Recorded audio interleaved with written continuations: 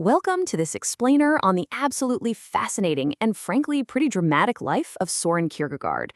We're going to dive deep into this 19th century Danish thinker who is widely considered to be the very first existentialist. I mean, here was a philosopher completely obsessed with concrete human reality, deeply personal choices, and our heavy duty to love, all while the rest of his peers were busy building these massive, dry, abstract systems of thought. To kick things off, let's look at a journal entry he wrote way back on August 1st, 1835. He wrote, "The crucial thing is to find a truth which is truth for me, to find the idea for which I am willing to live and die." Now that right there, that isn't just some fleeting late-night thought. That is essentially the mission statement for his entire life. It perfectly captures his relentless pursuit of meaning in a highly chaotic world, and it really sets the stage for a philosophy that is just totally rooted in personal subjective experience. All right, part one, the birth of angst and the weight of a father's guilt. So to really get where this guy's philosophy comes from, we have to look at his pretty eccentric upbringing in Copenhagen. Kierkegaard's father, Michael, was this devout, wealthy merchant, but he harbored a really dark secret. Based on what Søren wrote in his journals, his dad firmly believed he had somehow earned God's wrath, maybe for cursing God when he was young or some indiscretion before he got married. And because of this, Michael was utterly convinced that all of his children were going to die before him as this sort of divine punishment. And incredibly, tragically, 5 of his 7 children actually did die before Michael passed away in 1838.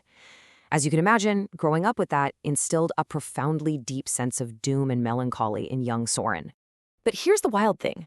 Despite all that heavy gloom hanging over the house, Kierkegaard was an incredibly vibrant kid. His dad actually nicknamed him the Fork because he had this knack for making these really sharp, poking, satirical remarks. And his look was just as eccentric. People at family parties later noted he walked around with this wild 6-inch tousled hair crest. He was just a deeply observant, intellectually rebellious figure who absolutely loved wandering the crooked streets of Copenhagen, talking to literally anyone, from the poorest laborers right up to high society. And that rebellious streak totally carried over into his university days. He utterly rejected traditional abstract philosophy. To him, getting clear on what he must do was vastly more important than merely what he must know. He had no interest in dedicating his life to abstract speculation. He wanted to live a completely human life, one based on subjective purpose and definitive real-world action. So you take that heavy melancholy he inherited from his dad, mix it with this burning need for subjective action, and what do you get? You get his famous concept of angst. He explored this super deeply in his psychological works. Angst, or existential dread. Well, for Kierkegaard, it wasn't just some theoretical academic concept. It was deeply, intimately personal to his own lived experience of facing the agonizing weight of human choices. Which naturally leads us to probably the most agonizing choice he ever made in his entire life. It's a question that honestly still baffles historians today. Why on earth would you break up with the absolute love of your life? Here's what happened. Kierkegaard meets Regine Olsen in 1837, and they are instantly madly drawn to each other. He proposes in September of 1840.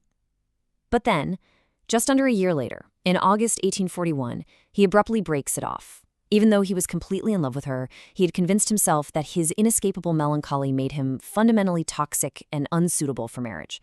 It was a devastating, life-altering decision for both of them. Well, it turns out this brutal heartbreak actually fueled his 1843 magnum opus, Either Or. In it, he contrasts 2 totally different ways of living. You have the aesthetic viewpoint, which is all about that first love, romance, and immediate passion. And on the flip side, you have the ethical viewpoint, which centers on duty, marriage, and religious sacrifice.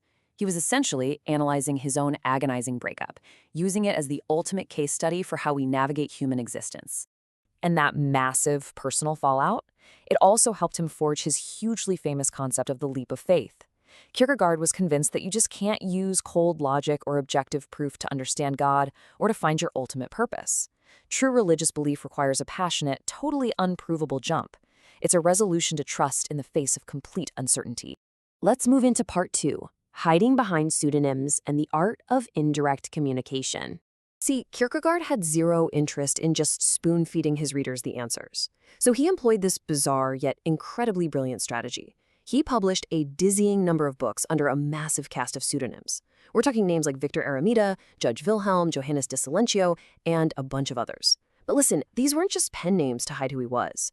Each pseudonym represented a distinct, often completely conflicting philosophical viewpoint. They would literally interact and argue with each other across his different books, building this incredibly complex, multi-layered dialogue. He called this whole setup indirect communication. He fiercely believed that if he just handed you profound inner truths directly, like you were reading a textbook, it'd just be useless subjective knowledge. By using all these personas and heavy layers of irony, he essentially backs the reader into a corner. You have no choice but to actively evaluate the arguments and internally choose the truth for yourself. So, knowing all this, knowing he's this brilliant guy quietly pulling the strings from the shadows, we stumble into another massive head-scratching question. Why would a guy like that actively invite a public cancellation? Enter the infamous Corsair affair. In 1845, Kierkegaard decides to deliberately poke the bear. The bear, in this case, being a hugely popular satirical newspaper called The Corsair. After criticizing their integrity, he literally asked them in print to lampoon and abuse him. And boy, oh boy, did they take him up on that offer. For months, they absolutely roasted him. They ruthlessly mocked his appearance, his voice, his habits. He basically became a walking laughingstock on the streets of Copenhagen. But Kierkegaard was doing this on purpose. He was using this massive public harassment to crystallize his critique of modern conformity. He saw that modernity was turning into a passionless age, writing, "The trend today is in the direction of mathematical equality, uniformly making one individual." People were trading in their individuality to just merge into this generic faceless mass.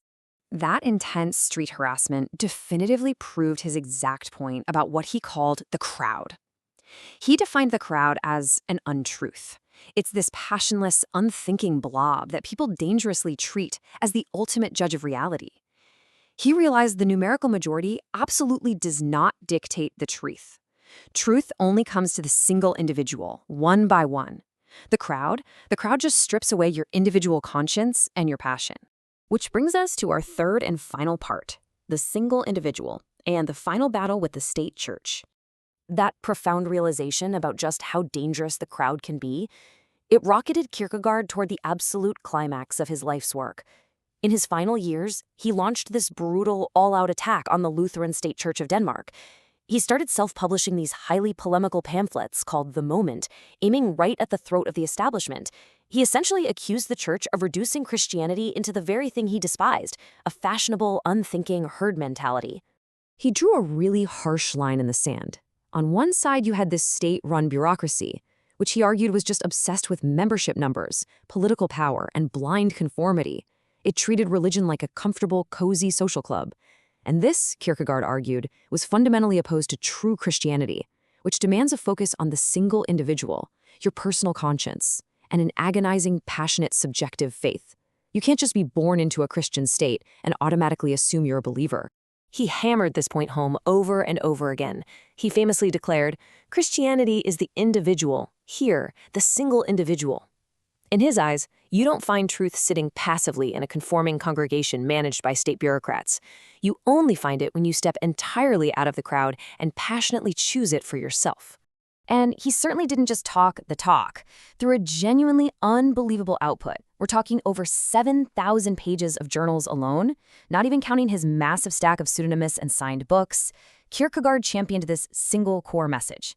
He dedicated his entire existence and eventually drained his entire fortune just to shake people awake, reminding us of our absolute duty to love and to live authentically as true individuals.